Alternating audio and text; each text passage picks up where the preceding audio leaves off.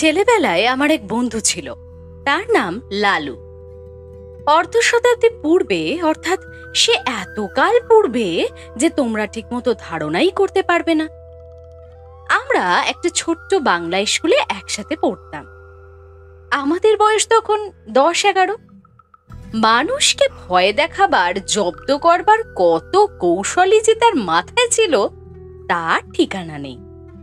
ওর মাকে রাবারের সাপ দেখিয়ে একবার এমন ভয় দেখিয়ে ফেলেছিল যে তিনি পা মুচকে প্রায় 7-8 দিন খুঁড়িয়ে চলতেন। তিনি রাগ করে বললেন, ওর না একজন মাস্টার মশাই ঠিক করে দিতে হবে।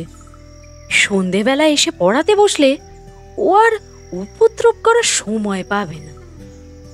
শুনে লালুর বাবা বললেন, না, তার নিজের কখনো মাস্টার ছিল না। নিজের চেষ্টায় অনেক দুঃখ সয়ে লেখাপড়া করে এখন তিনি এক মস্ত বড় উকিল। ইচ্ছা ছিল ছেলেও যেন তেমন করেই বিদ্যা লাভ করে, কিন্তু শর্ত হলো এই যে যেবার লালু ক্লাসের পরীক্ষায় প্রথম না হতে পারবে তখন থেকে থাকবে ওর পড়ানোর টিউটর। সে যাত্রা লালু পরিত্রাণ পেলে, কিন্তু মনে মনে মায়ের ওপর চটে গেল, কারণ উনি তার ঘাড়ে মাস্টার চাপানোর চেষ্টায় ছিলেন। সে জানতো বাড়িতে মাস্টারকে ডেকে আনা আর পুলিশকে ডেকে আনা সমান।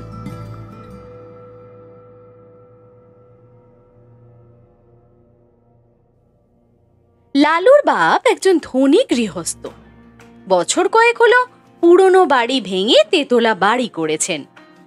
সেই অবধি লালুর মায়ের আশা গুরুদেবকে এ বাড়িতে এনে তার পায়ের ধুলো নেন, কিন্তু তিনি বৃদ্ধ, ফরিদপুর থেকে এত দূরে আসতে রাজি হন না। কিন্তু এইবার সেই সুযোগ ঘটেছে। স্মৃতিরত্ন সূর্যগ্রহণ উপলক্ষে কাশী এসেছেন।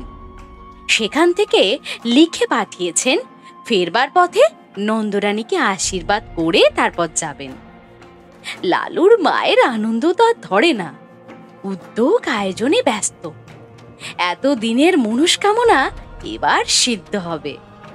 গুরুদেবের পায়ের ধুলো পড়বে, বাড়িটা পবিত্র হয়ে যাবে। নিচের বড় ঘরটা থেকে আসবাবপত্র সরানো হলো। নতুন ফিটের খাট, নতুন শয্যা তৈরি হয়ে এলো। গুরুদেব শোবেন। এই ঘরেরই এক কোণে তার পুজো আহ্নিকের জায়গাও হলো, কারণ তেতলার ঠাকুরঘর থেকে উঠতে নামতে তার কষ্ট হবে।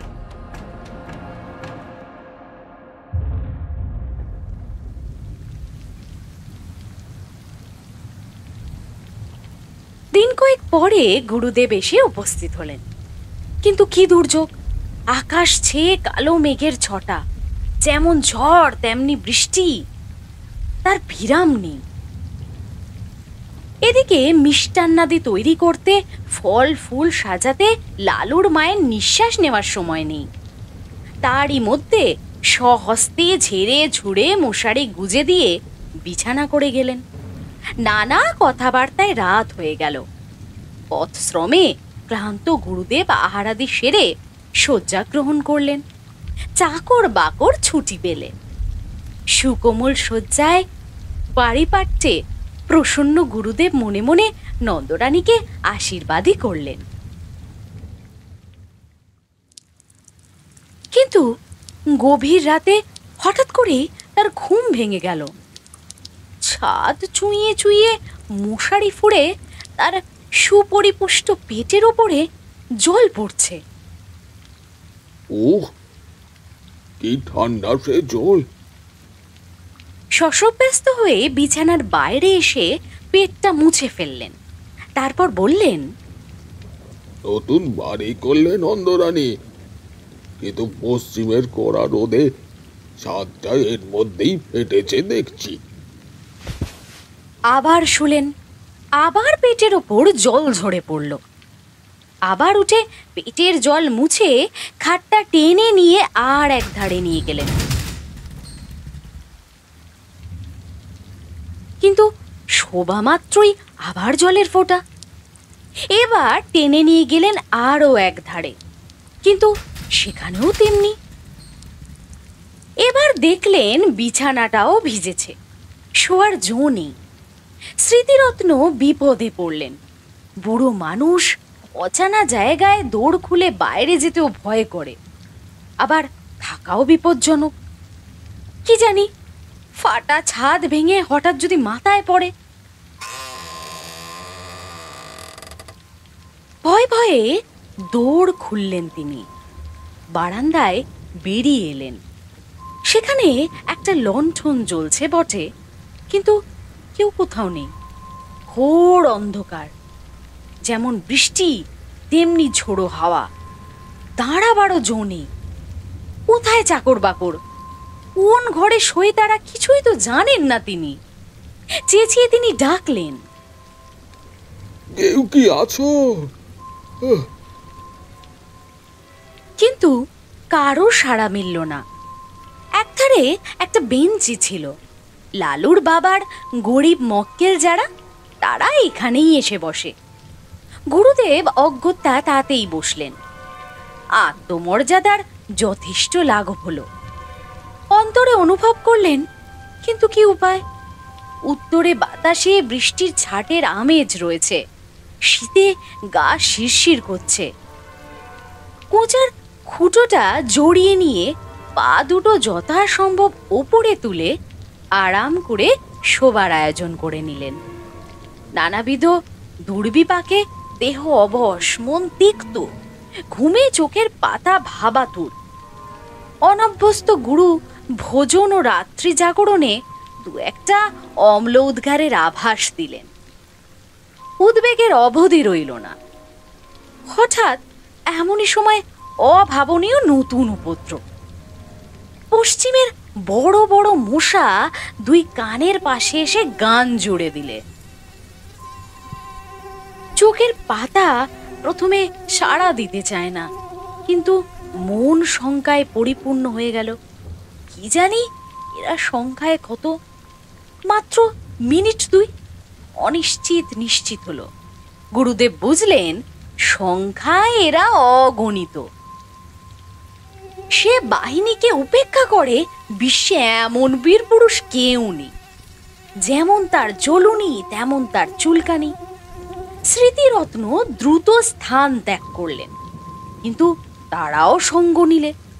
ঘরের মধ্যে জলের জন্য যেমন, ঘরের বাইরে মশার জন্য তেমন। হাত পায়ের নিরন্তর আক্ষেপে, গামছার সঘন সঞ্চালনে কিছুতেই তাদের আক্রমণ প্রতিহত করা যায় না। স্মৃতিরত্ন এপাশ থেকে ওপাশ ছুটে বেড়ালেন। শীতের মধ্যেও তার গায়ে ঘাম দিয়ে উঠল। ইচ্ছে হলো ডাক ছেড়ে চেঁচান, কিন্তু নিতান্ত বালকোচিত হবে বলে তিনি বিরত রইলেন। কল্পনায় দেখলেন নন্দরানী সুকোমল শয্যায় মশারির মধ্যে আরামে নিদ্রিত। বাড়ির যে সেখানে আছে পরম নিশ্চিন্তে সুপ্ত, শুধু তারই ছোটাছুটির কোনো বিরাম নেই। কোথাকার ঘড়িতে 4টে বাজলো। বললেন, কামড়া বেটারা, যত পারিস কামড়া, আমি আর পারি নে। বলেই বারান্দার একটা কোণে পিঠের দিকটা যথাসম্ভব বাঁচিয়ে ঠেস দিয়ে বসে পড়লেন। বললেন, সকাল পর্যন্ত যদি প্রাণটা থাকে তবে দুর্ভাগা দেশে আর নয়। যে গাড়ি প্রথম পাবে সেটাতেই দেশে পালাবেন। কেন যে এখানে আসতে মন চাইতো না সেটা বোঝা গেল।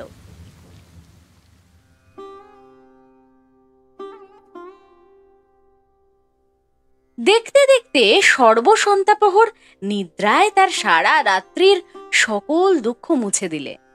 স্মৃতিরত্ন প্রায় অচেতন হয়ে ঘুমিয়ে পড়লেন। এদিকে নন্দরানী ভোর না হতেই উঠে পড়েছেন। গুরুদেবের পরিচর্যায় লাগতে হবে।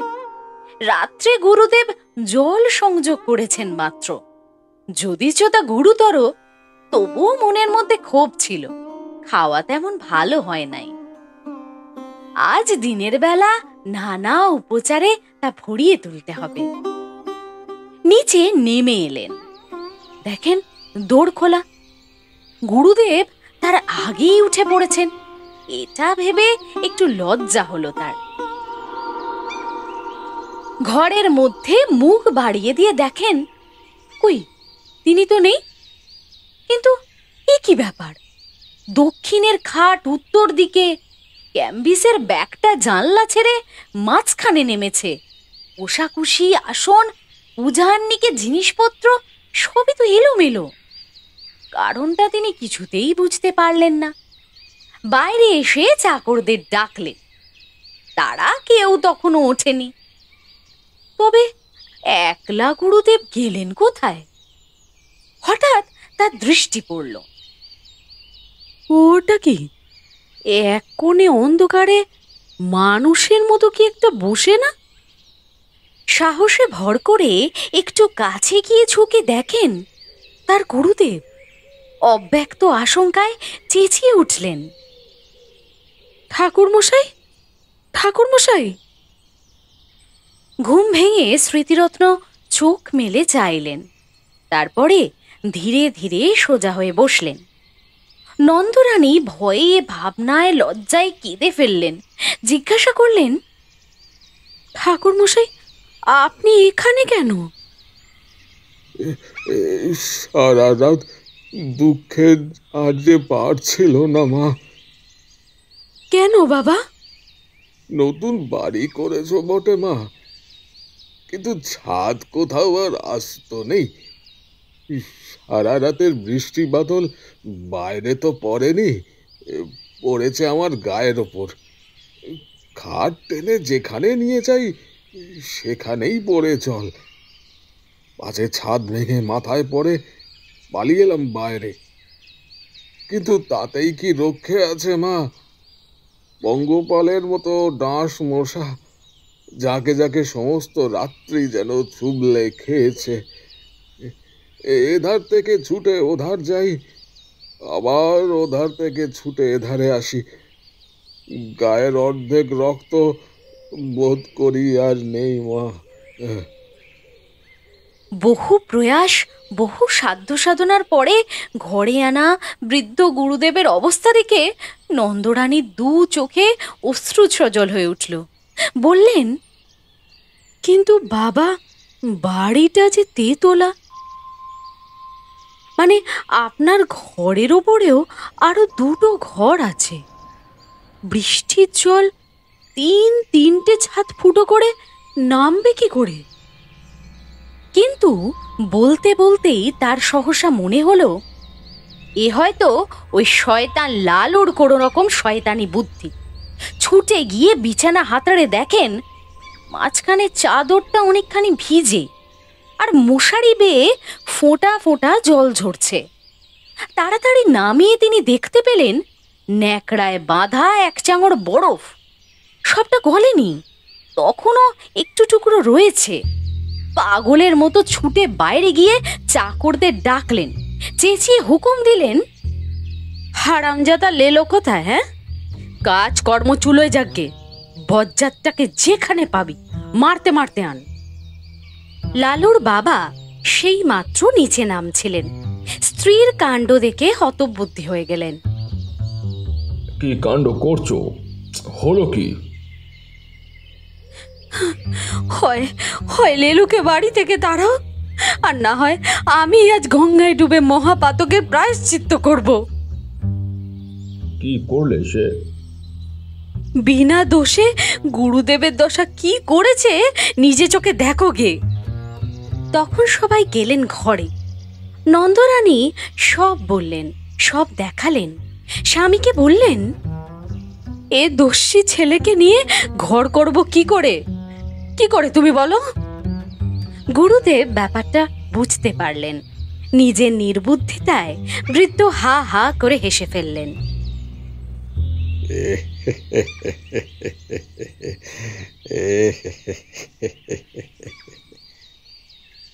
লালুর বাবা আর একদিকে নিজের মুখ ফিরিয়ে দাঁড়িয়ে রইলেন। চাকরেরা এসে বললে, সে মাসিমার বাড়ি বসে খাবার খাচ্ছে, মাসিমা তাকে আসতে দিলেন না। মাসিমা মানে নন্দর ছোট বোন। তার স্বামীও উকিল, সে অন্য পাড়ায় থাকে। এরপরে লালু দিন 15 আর এ বাড়ির ত্রিসীমানায় পা দিলে না। তার ডাক নাম ছিল লালু। ভালো নাম অবশ্য একটা ছিলই, কিন্তু মনে নেই। জানো, বোধহয় হিন্দিতে লাল শব্দটার অর্থ হচ্ছে প্রিয়। এ নাম কে তাকে দিয়েছিল জানি নে, কিন্তু মানুষের সঙ্গে নামের এমন সঙ্গতি কদাচিৎ মেলে। সে ছিল সকলের প্রিয়। স্কুল ছেড়ে আমরা গিয়ে কলেজে ভর্তি হলাম। লালু বললে সে ব্যবসা করবে। মায়ের কাছ থেকে 10 টাকা চেয়ে নিয়ে সে ঠিকাদারি করতে শুরু করে দিলে। আমরা বললাম, লালু, তোমার তো পুঁজি 10 টাকা। সে হেসে হেসে বললে, আর কত চাই, এই তো ঢের। সবাই তাকে ভালোবাসতো, তার কাজও জুটে গেল। তারপরে কলেজের পথে প্রায়ই তাকে দেখতে পেতাম। লালু ছাতি মাথায় কয়েকজন কুলি মজুর নিয়ে রাস্তায় ছোটখাটো মেরামতির কাজে লেগেছে। আমাদের দেখে হেসে তামাশা করে বলতো, যা যা দৌড়ো, পার্সেন্টেজের খাতা এখনই ঢেড়া পড়ে যাবে।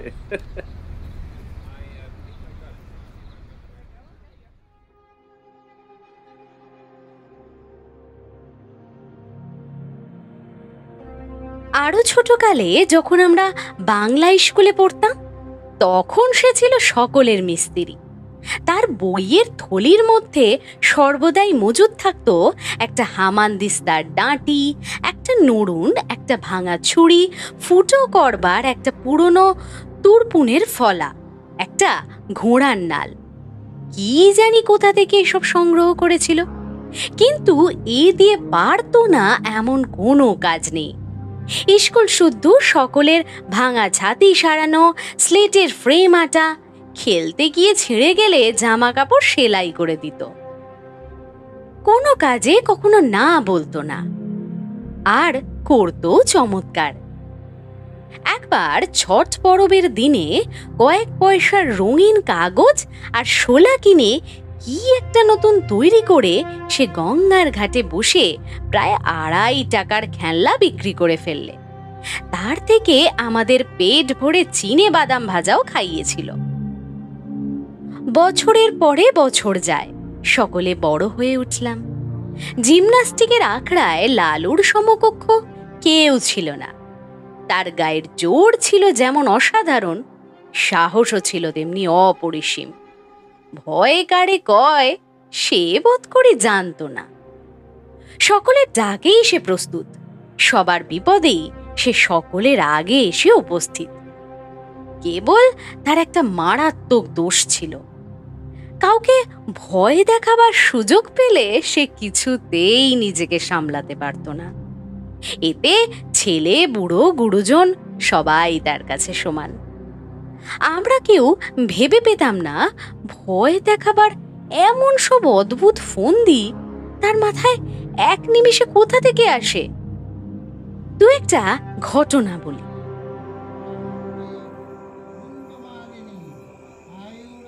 পাড়ায় মনোহর চাটুর্যেদের বাড়ি কালী পুজো। দুপুর রাতে বলির ক্ষণ বয়ে যায়, কিন্তু কামার সেখানে অনুপস্থিত। লোক ছুটল তাকে ধরে আনতে, গিয়ে দেখে সে পেটের ব্যথায় অচেতন। ফিরে এসে সংবাদ দিতেই সবাই মাথায় হাত দিয়ে বসল। উপায়?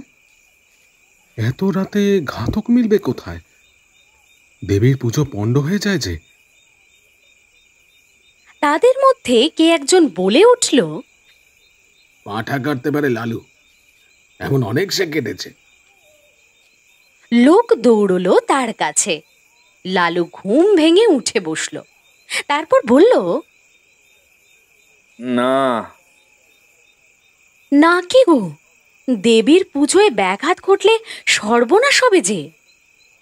লালু বললে, হয় হোক গে, ছোটবেলায় ও কাজ করেছি, কিন্তু এখন আর করবো না।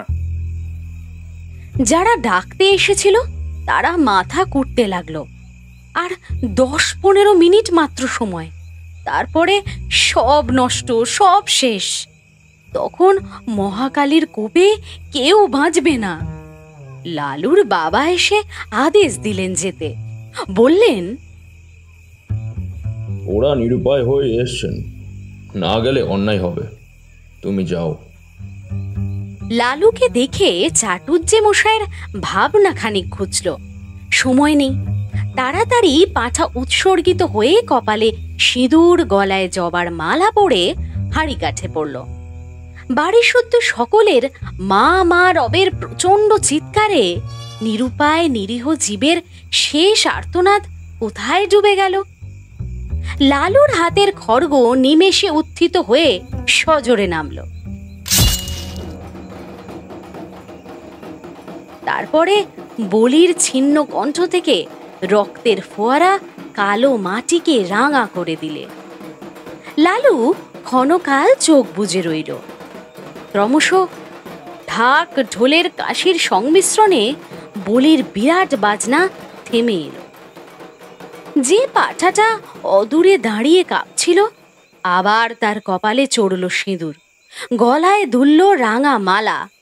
আবার সেই হাঁড়ি কাঠ, সেই ভয়ঙ্কর অন্তিম আবেদন, সেই বহু কণ্ঠের সম্মিলিত মা মা ধ্বনি। আবার লালুর রক্তমাখা খাড়া ওপরে উঠে চোখের পলকে নিচে নেমে এলো। পশুর দ্বিখণ্ডিত দেহটা ভূমিতলে কয়েকবার হাত পাঁচড়ে কি জানি কাকে শেষ নালিশ জানিয়ে স্থির হলো।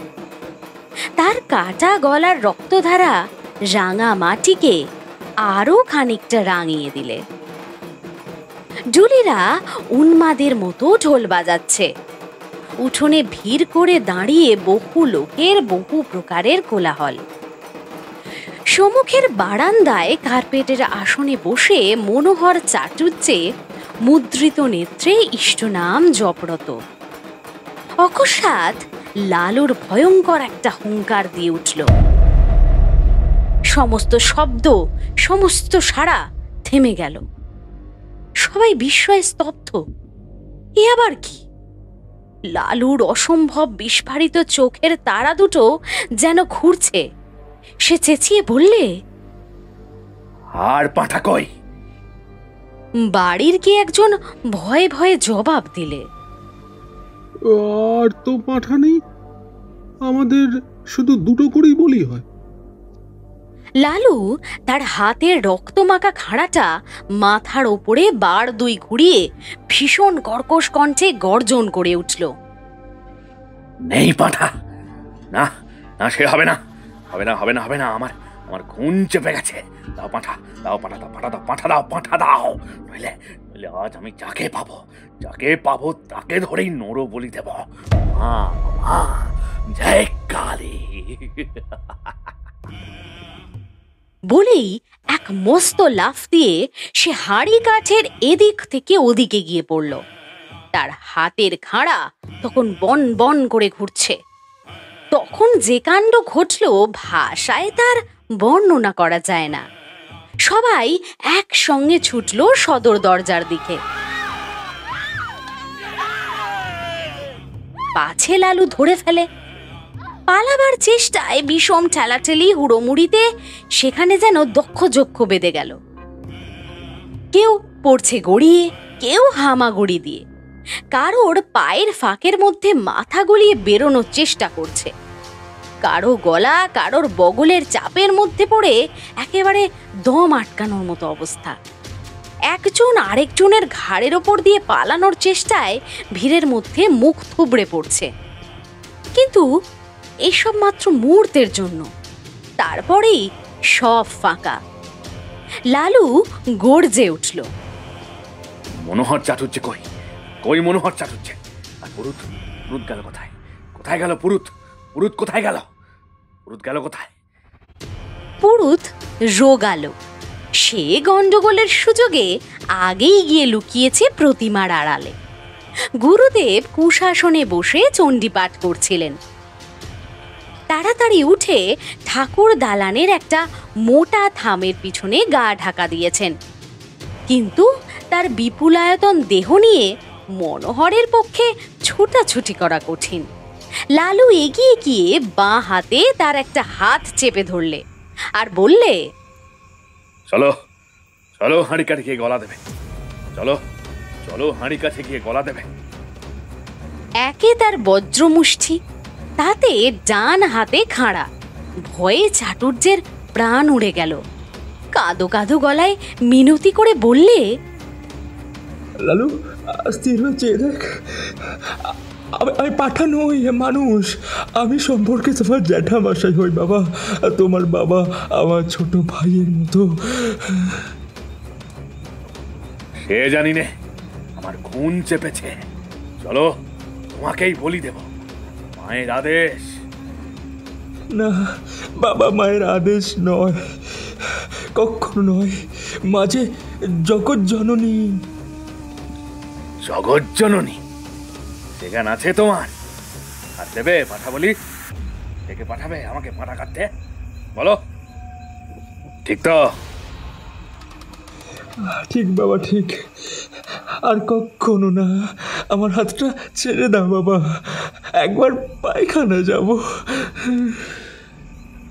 আচ্ছা যাও, তোমাকে ছেড়ে দিলাম। কিন্তু পুরুত পালালো কোথা দিয়ে? গুরুদেব সে কই? এই বলে সে পুনশ্চ একটা হুঙ্কার দিয়ে লাফ মেরে ঠাকুর দালানের দিকে অগ্রসর হতেই প্রতিমার পেছনে ও থামের আড়াল হতে দুই বিভিন্ন প্রকার গলার ভয়ার্থ ক্রন্দন উঠল।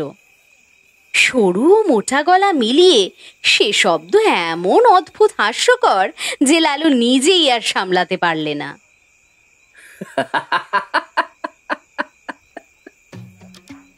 করে হেসে উঠে দুম করে মাটিতে খাঁড়াটা ফেলে দিয়ে এক দৌড়ে বাড়ি ছেলে পালালো। তখন কারোর বুঝতে আর বাকি রইল না যে খুন চাপা টাপা সব মিথ্যে, সব তার চালাকি। লালু শয়তানি করে এতক্ষণ সবাইকে ভয় দেখাচ্ছিল। মিনিট পাঁচেকের মধ্যে যে যেখানে পালিয়েছিল ফিরে এসে জুটল। ঠাকুরের পুজো তখনও তো বাকি, তাতে যথেষ্টই বিঘ্ন ঘটেছে এবং মহা হইচই কলরবের মধ্যে চাটুজ্জে মশাই সকলের সম্মুখে বারবার প্রতিজ্ঞা করতে লাগলেন, ওই বজ্জাত ছোঁড়াটাকে যদি না সকালে ওর বাপকে দিয়ে 50 খা জুতো খাওয়াতে পেরেছে, তাহলে তার নাম মনোহর চাটুজ্জে নয়। কিন্তু জুতো তাকে খেতে হয়নি। ভোরে উঠেই সে যে কোথায় পালালো 7-8 দিন কেউ আর তার খোঁজ দিতে পারে না। দিন 7 পরে একদিন অন্ধকারে লুকিয়ে মনোহর চাটুজ্জের বাড়িতে ঢুকে তার কাছ থেকে ক্ষমা এবং পায়ের ধুলো নিয়ে সে যাত্রা বাপের ক্রোধের হাত থেকে নিস্তার পেলে। কিন্তু সে যাই হোক, দেবতার সামনে সত্য করেছিলেন বলে চাটুজ্জে বাড়ির কালী পুজোয় তখন থেকে পাঁঠা বলি উঠে গেল।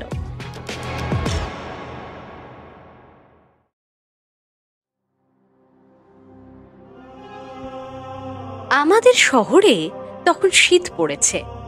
হঠাৎ কলেরা দেখা দিলে। তখনকার দিনে ওলা ওঠার নামে মানুষে হতজ্ঞান হতো। কারোর কলেরা হয়েছে শুনতে পেলে সে পাড়ায় মানুষ থাকতো না। মারা গেলে দাহ করার লোক পাওয়া যেত না। কিন্তু সে দুর্দিনে আমাদের ওখানে একজন ছিলেন যার কোনো আপত্তি ছিল না। গোপাল খুড়ো তার নাম। জীবনের ব্রতই ছিল মরা পোড়ানো। কারোর অসুখ শক্ত হয়ে উঠলে তিনি ডাক্তারের কাছে প্রত্যহ সংবাদ নিতেন। আশা নেই শুনলে খালি পায়ে গামছা কাঁধে তিনি ঘন্টা 2 পূর্বেই সেখানে গিয়ে উপস্থিত হতেন। আমরা জন কয়েক ছিলাম তার চেলা।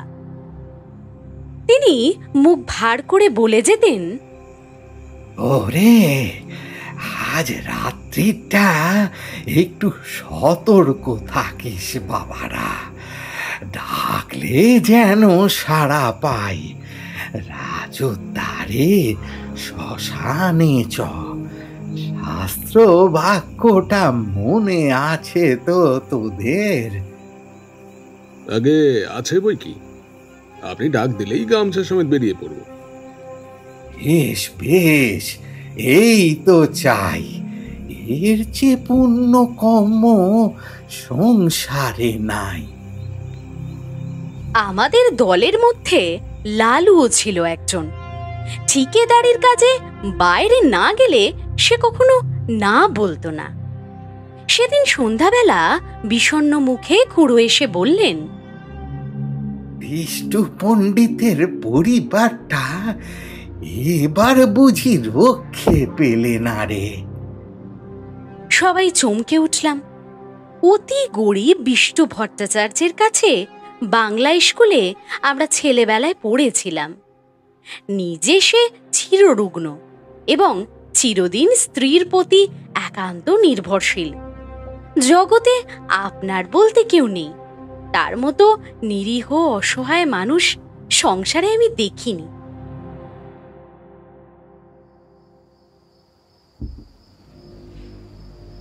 রাত্রি আন্দাজ 8টা।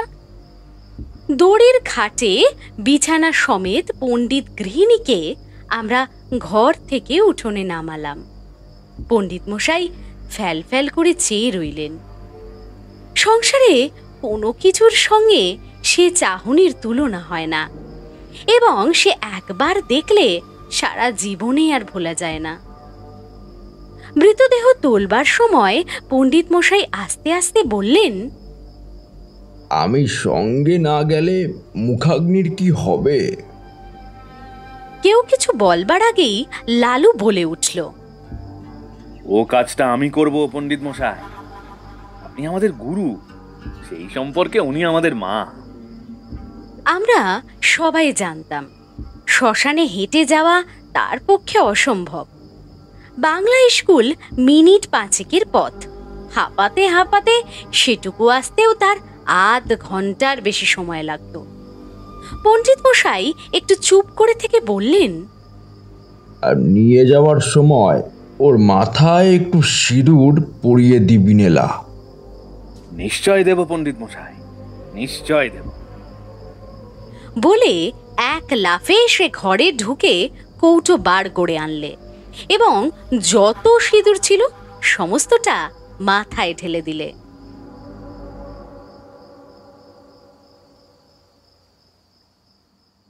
হরিবোল দিয়ে আমরা গৃহ হতে গৃহিণীর মৃতদেহ চিরদিনের মতো বার করে নিয়ে এলাম। পণ্ডিত মশাই খোলা দোরের চৌকাটে হাত দিয়ে তেমনি চুপ করে বসে রইলেন। গঙ্গার তীরে শ্মশান অনেক দূর, প্রায় ক্রোশ 3। সেখানে পৌঁছে যখন আমরা সব নামালাম তখন প্রায় রাত 2 হবে। লালু খাট ছুঁয়ে মাটিতে পা ছড়িয়ে বসে পড়ল। কেউ কেউ যেখানে সেখানে চিত হয়ে শুয়ে পড়ল। শুক্লা দ্বাদশীর পরিস্ফুট জ্যোৎস্নায় বালুময় বহু দূর বিস্তৃত শ্মশান অত্যন্তই জনহীন। গঙ্গার ওপার থেকে কনকনে একটা উত্তরে হাওয়ায় জলের ঢেউ উঠেছে। তার কোন কোনটা লালুর প্রায় পায়ের কাছে এসে আচার খেয়ে খেয়ে পড়ছে। শহর থেকে গরুর গাড়িতে পোড়াবার কাঠ আসে। কি জানি সে কতক্ষণে পৌঁছাবে। 8 ক্রোশ দূরে পথের ধারে জমেদের বাড়ি। আসবার সময় আমরা তাকে হাঁক দিয়ে এসেছি। তাদের আসতেই বা জানি কত দেরি হবে। সহসা গঙ্গাবক্ষের দিগন্তে একটা গাঢ় কালো মেঘ প্রবল উত্তুরে হাওয়ায় হু হু করে সেটাকে এপারে ছুটে আসতে লাগলো। গোপাল খুড়ো সভয়ে বললেন, লক্ষণ ভালো ঠেকছে না রে, বৃষ্টি হতে পারে। এই শীতে জলে ভিজলে আর রক্ষে থাকবে না। কাছে আশ্রয় কোথাও নাই, একটা বড় গাছ পর্যন্ত না। কতটা দূরে ঠাকুর ঠাকুর বাড়ির আম বাগানে মালিদের ঘর আছে বটে, কিন্তু অতখানি ছোটা তো আর সহজ কথা নয়। দেখতে দেখতে আকাশ ছেয়ে গেল, চাঁদের আলো ডুবলো অন্ধকারে। ওপার থেকে বৃষ্টি ধারার শোঁ শোঁ শব্দ কানে এলো। ক্রমশ সেটা নিকটতর হতে উঠল। আগাম 2-10 ফোঁটা সকলেরই গায়ে এসে পড়ল তীরের মতো। কি করি ভাবতে ভাবতেই মুষল ধারায় বৃষ্টি এসে নামলো। মরা রইল পড়ে। প্রাণ বাঁচাতে কে যে কোথায় ছুট দিল তার ঠিক ঠিকানা নেই।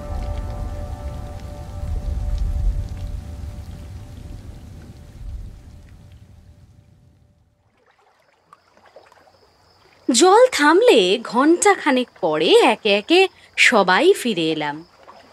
মেঘ গেছে কেটে, চাঁদের আলো ফুটেছে দিনের মতো। ইতিমধ্যেই শবদাহের জন্য উপকরণ নামিয়ে দিয়ে গাড়োয়ান কাঠ নামিয়ে যাবার উপক্রম করছে, কিন্তু ডোমেদের দেখা নেই। গোপাল খুড়ো বললেন, ও বেটারা ওই রকমের, শীতে ঘর থেকে বেরুতে চায় না। কিন্তু লালু এখনো ফিরলো না কেন? সে যে বলেছিল মুখে আগুন দেবে, ভয় পালালো না তো? ওটা ওই রকম। যদি এতই তোর ভয়, মরা ছুঁয়ে বসতে গেলি কেন বাপ? আমি হলে বজ্রাঘাত হলেও মরা ছেড়ে যেতাম। ছেড়ে গেলে কি হয় খুড়ো? কি হয়? কত কি হয়। শ্মশান ভূমি বলে কথা। শ্মশানে একলা বসে থাকতে আপনার ভয় করতো না? ভয়? আমার ভয়? অন্তত 1000টা মরা পুড়িয়েছি, জানিস তোরা? এরপরে মণি আর কথা বলতে পারল না, কারণ সত্যি খুড়োর গর্ব করা সাজে। শ্মশানে গোটা 2 কোদাল পড়েছিল। খুড়ো তার একটা তুলে নিয়ে বললেন, আমি চুলোটা কেটে ফেলি, তোরা হাতাহাতি করে কাঠগুলো নিচে নামিয়ে ফেল বাবা। আচ্ছা, মরাটা ফুলে যেন দ্বিগুণ হয়েছে না? তুলবে না, লেপ কাঁথা সব জলে ভিজেছে যে। কিন্তু তুলো জলে ভিজলে তো চুপসে ছোট হয়ে যাবে খুড়ো, ফুলবে না তো? তোর ভারী বুদ্ধি, যা করছিস করগা। কাঠ বাবা প্রায় শেষ হয়ে এলো। নড়ুর দৃষ্টি ছিল বরাবর খাটের প্রতি। হঠাৎ সে থমকে উঠে দাঁড়িয়ে বললে, খুড়ো, মরা যেন নড়ে উঠলো। তোর মতো ভীতু মানুষ তো আমি আগে কখনো দেখিনি নড়ু। তুই আসিস কেন এসব কাজে? যা যা, বাকি কাঠগুলো আনগে, আমি চিতাটা সাজিয়ে ফেলি। গাথা কোথাকার। আবার মিনিট 2 গেল। এবার মণি হঠাৎ চমকে উঠে 5-7 পা পিছিয়ে গিয়ে সভয়ে বললে, না খুড়ো, গতিক ভালো ঠেকছে না। সত্যি মরাটা যেন নড়ে উঠলো। সোঁড়ার দল, তোরা আমায় দেখাবি ভয় যে 1000-এর ওপর মরা পুড়িয়েছে তাকে? ওই দেখুন, মরাটা আবার নড়ছে। হ্যাঁ, নড়েছে। ভূত হয়ে তোকে খাবে বলে। মুখের কথাটা তার শেষ হলো না। অকস্মাৎ লেপ কাঁথা জড়ানো মরা হাঁটু গেড়ে খাটের ওপর উঠে বসে ভয়ঙ্কর বিশ্রী খোনা গলায় চেঁচিয়ে উঠল, না না, নরকে না, গোপালকে খাবো। ওরে বাবা রে! আমরা সবাই মারলাম ঊর্ধ্বশ্বাসে দৌড়। গোপাল খুড়োর সম্মুখে ছিল কাঠের স্তূপ। তিনি উপরের দিকে আমাদের পেছনে ছুটতে না পেরে ঝাঁপিয়ে পড়লেন গঙ্গার জলে। সেই কনকনে ঠান্ডা এক বুক জলে দাঁড়িয়ে চেঁচাতে লাগলেন, বাবা গো, গেছি গো, ভূতে খেয়ে ফেললে গো! রাম রাম রাম রাম রাম রাম রাম রাম। এদিকে সেই ভূতও তখন মুখের ঢাকা ফেলে দিয়ে চেঁচাতে লাগলো, ওরে নির্মল, ওরে মণি, ওরে নরু, পালাস নে রে, পালাস নে, আমি লালু, ফিরে আয়, ফিরে আয়, ফিরে আয়। লালুর কণ্ঠস্বর আমাদের কানে পৌঁছালো। নিজেদের নির্বুদ্ধিতায় অত্যন্ত লজ্জা পেয়ে সবাই ফিরে এলাম। গোপাল খুড়ো শীতে কাঁপতে কাঁপতে ডাঙায় উঠলেন। লালু তার পায়ের ধুলো নিয়ে সলজ্জে বললেন, সবাই জলের ভয়ে পালালো, কিন্তু আমি মরা ছেড়ে যেতে পারলাম না, তাই লেপের মধ্যে গিয়ে ঢুকে পড়েছিলাম। বেশ করেছিলে বাবা, খাসা বুদ্ধি করেছিলে। এখন যাও যাও, ভালো করে গঙ্গা মাটি মেখে নিয়ে এসো গে। তিনি কিন্তু মনে মনে তাকে ক্ষমা করলেন। বুঝলেন, এত বড় ভয়শূন্যতা তার পক্ষেও অসম্ভব। এই রাতে একাকী শ্মশানে কলেরার মরা, কলেরার বিছানা, এসব সে গ্রাহ্যই করলে না। মুখে আগুন দেবার কথায় খুড়ো আপত্তি করে বললেন, না, সে হবে না। ওর মা শুনতে পেলে আর আমার মুখ দেখবেন না। সপ্তাহ সমাধা হলো। আমরা গঙ্গায় স্নান সেরে যখন বাড়ি ফিরলাম, তখন সেই মাত্র সূর্যোদয় হয়েছে।